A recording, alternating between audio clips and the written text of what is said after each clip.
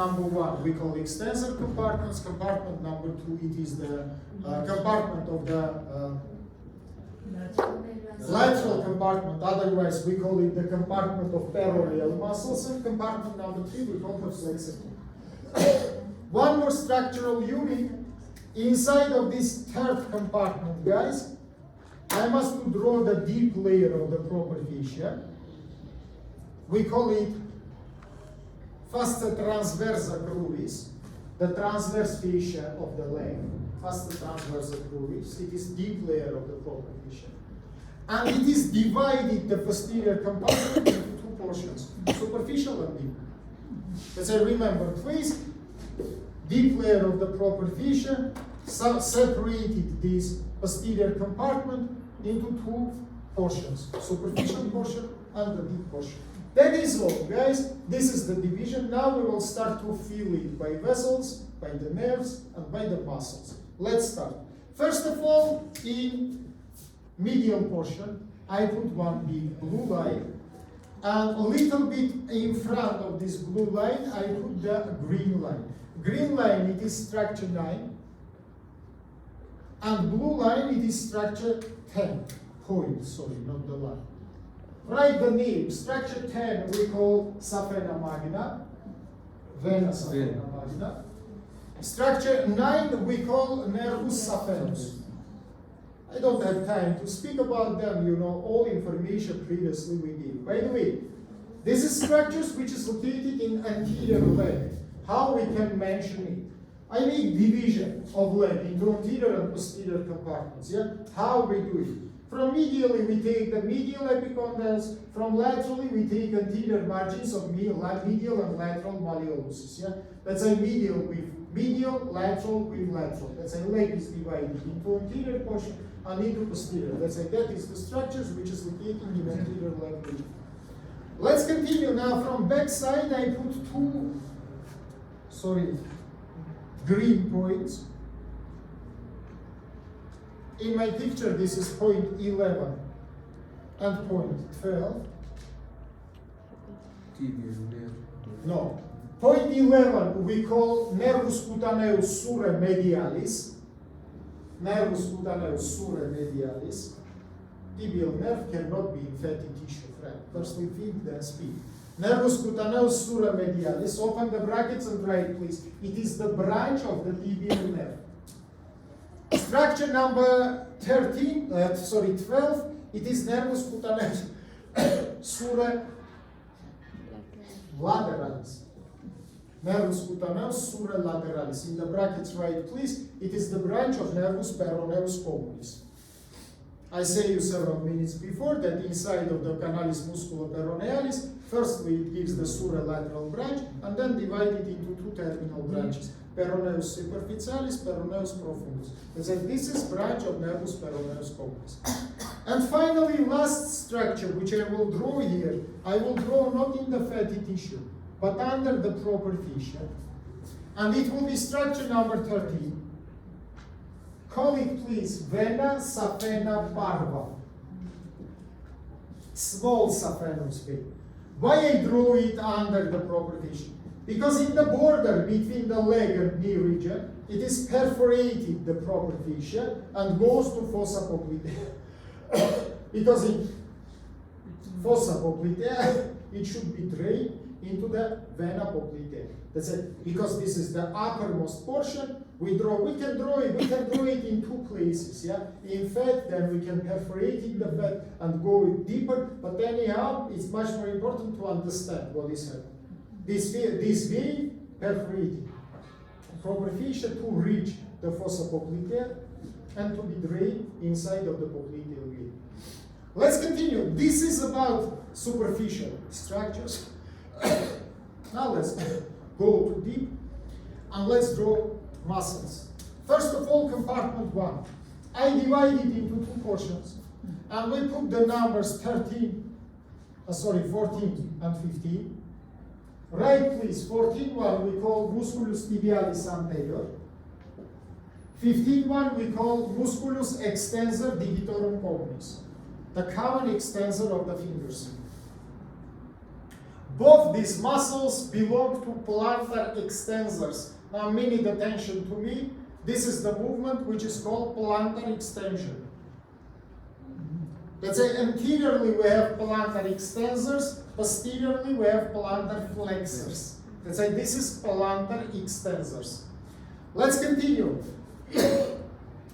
Between them, I draw one big red point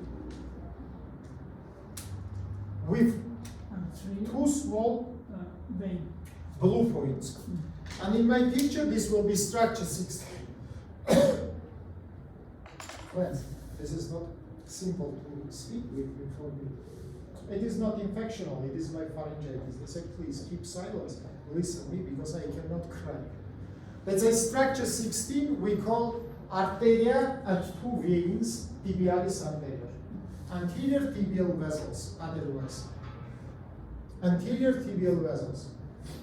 Minute attention. I don't know why the screen is closed. Okay. But I want to attract your attention into this picture. Look please to this picture. Oh, this doesn't open.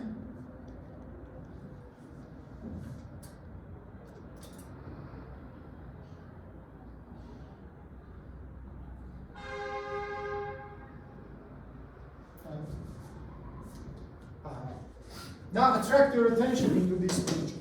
What can you see? Or in that one, doesn't matter. You can see tibia, you can see fibula.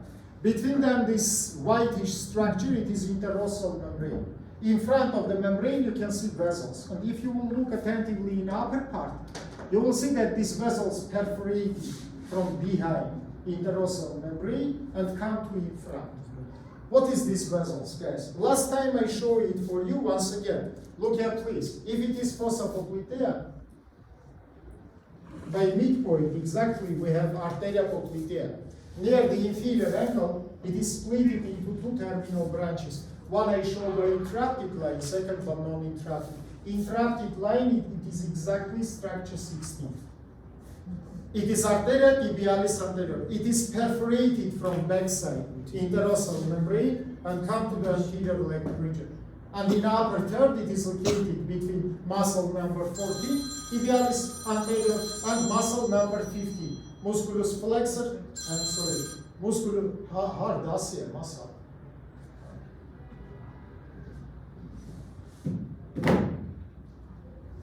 Musculus extensor digitorum pulmonis. As I remember about it. Little bit laterally, and second branch, by the way, we call arteria tibialis posterior. I will draw this in posterior leg region. Let's say one popliteal artery give origin for two main vessels of the leg region. One in anterior and second in posterior. So remember, please, that is very important.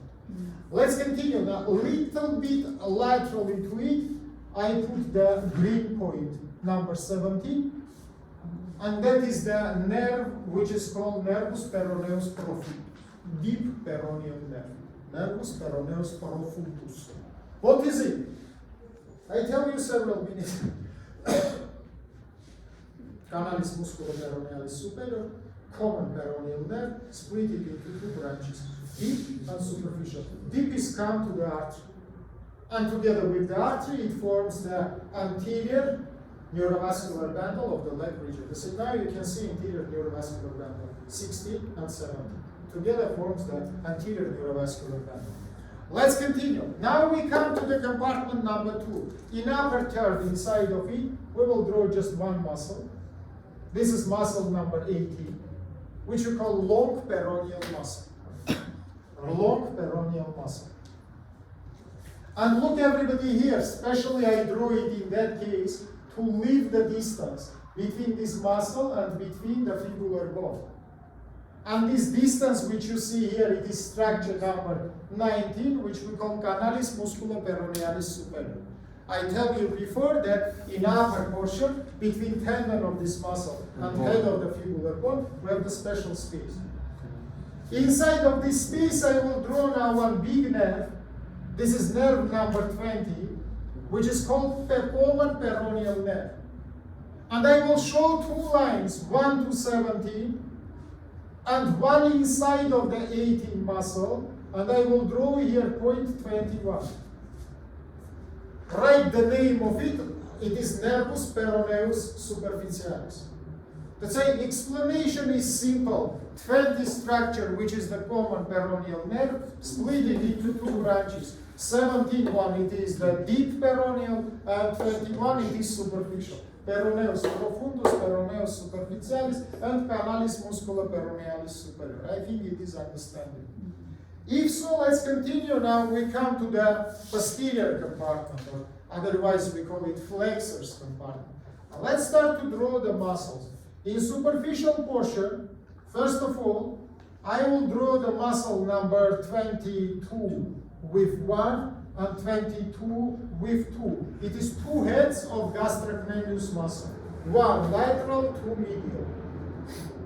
Under of it, this big plate muscle, which is located behind of it, it is muscle 22, which we call musculus soleus. There's a gastrocnemius and soleus. In the brackets, right, please. They forms together musculus triceps surae. Musculus triceps surae. Between them, I will draw small muscle. Muscle number 23, which we call musculus plantaris longus, the long plantar muscle. Now attract everybody, your attention into this picture. You can see biggest tendon of the human body, which is formed by these mentioned muscles. Let's say this is the Achilles tendon, otherwise we call it calcaneus tendon. Let's say in the lower third of the leg, tendon of this, all mentioned muscles, yeah? It is gastrocnemius, triceps, and plantaris. They fuse to each other and they form the Achilles tendon. Of course, mainly it is gastrocnemius and plantaris. I think you understand. Idea is understandable for you. Very well. Now let's come to the deep compartment. Here I draw three muscles. My red color doesn't properly work. Let's change the color. For example, let's draw it by green. Three muscles. And between them some open space. In my picture, that will be the muscles 24, 25, and 26. Right, please. 24 we call musculus tibialis posterior. 25 we call flexor digitorum communis. 26 we call flexor hallucis longus. First finger flexor. And between them you can see space. You can see space, let's draw it by black color. Wide B, space number 27, which is called Gruber's canal. Otherwise, we call it cruropopliteal canal. Why cruropopliteal? Because leg and popliteal fossa connected to each other due to by this canal. This is the canal which is connecting leg region with knee region. What is the borders of it? You can see in front 24, medially 25, laterally 26, behind 22, which is covered by fascia. So this is all borders. Now let's draw content of this canal. Inside of the canal in the medial side, I draw the red point number 28, which is called arteria tibialis. Near of this artery, tibialis posterior. I draw two blue points. That's a tibialis posterior artery into big. Now attract your attention into structure number 16 and structure number 28. This is two branches of arteria poplitea. 16 tibialis anterior located in anterior leg, 28 tibialis posterior located in posterior leg region. Remember, please, now one more structure, then I will become to this Gruber canal. Now, laterally fluid, I put the green point, number 29, and I call it nervus tibialis. Now, attract your attention into 29 and 20 structures. That is two branches of nervus ischemicus. 29, it is main biggest branch. 21, it is peroneus complex. One is go to anterior leg, second go to the posterior leg region. That is all neurovascular. And by the way, 28 with 29 forms the posterior neurovascular bundle. That's it. Now you can see two neurovascular bundles, anterior leg and posterior leg. By the way, how we projected these arteries? Look to me. First of all, anterior artery. Anterior artery projected with imaginary line, which is connected midpoint of distance between tuberositas tibia and Gerdi tuberositas, with midpoint of distance between medial and lateral malleoluses. Let's say upwards tuberositas is, downwards the midpoint of distance between two malleoluses. I think it is understandable. Posterior artery, you take from upper point, inferior angle of the fossa popliteal, it is midpoint, yeah? And from downwards, you take, look here please, posterior margin of the medial malleolus.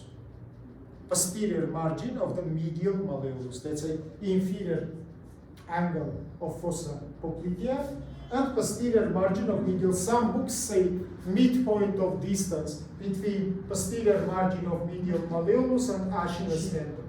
That will be same.